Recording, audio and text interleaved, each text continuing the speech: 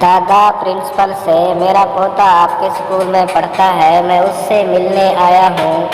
Principal जनाब, वो अभी मुझसे छुट्टी लेकर आपके जनाजे में गया है। हेलो। एक देहाती औरत चेक कैश करवाने के लिए गई। मैनेजर, यहाँ साइन करो। औरत, वो कैसे? मैनेजर, जैसे खत के आखिर में लिखते हैं। औरत ने लिखा, फकात थोड़े काके दिए में।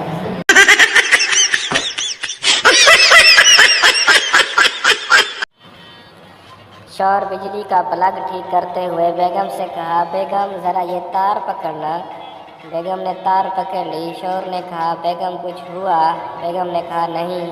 शौहर ने कहा, इसका मतलब है करंट दूसरी तार में है। उस्ताद शागिर्द से, ये तुमने क्या तमाशा बनाया हुआ है? कभी कहते हो दादा फौत हो गया है, कभी कहते हो दादी फौत हो गई है। शागिर्द, जनाब मेरा कोई कसूर नहीं है। दादी फौत होती है तो दादा शादी कर लेता है, और दादा फौत होता है तो दादी शादी कर लेती है। अस्पताल में एक मरीज को खूबसूरत नर्स ने सहारा देकर उठाया तो मरीज बोला, जी चाहता है तुम्हारी बाहों में रहकर दम तोड़ दूं। नर्स बोली, तुम्हारी ये ख्वाहिश पूरी भी हो सकती है, क्योंकि अगले बेड के साथ खड़े हुए डॉक्टर ने तुम्हारी बात सुन ली है, और वो मेरा मंगेतर भी है।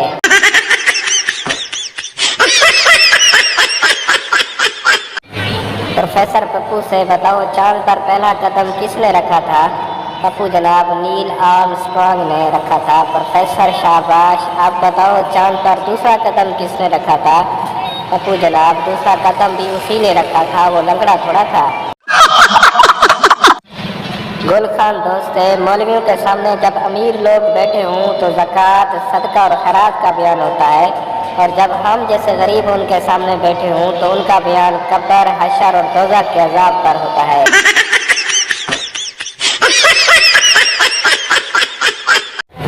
पप्पू ने अपने दोस्त को बताया कि नवाब शाह में 11 बच्चों की माँ ने 9 बच्चों के बाप से शादी कर ली। इसे कहते हैं 9 और 2 11 होना। हेलो।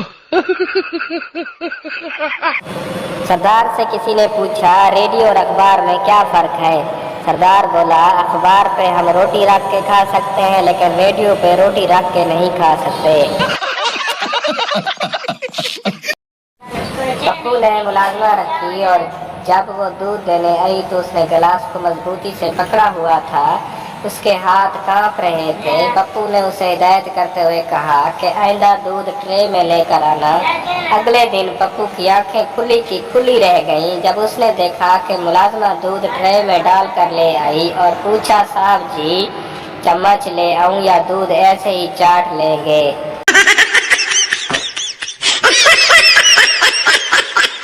हेलो।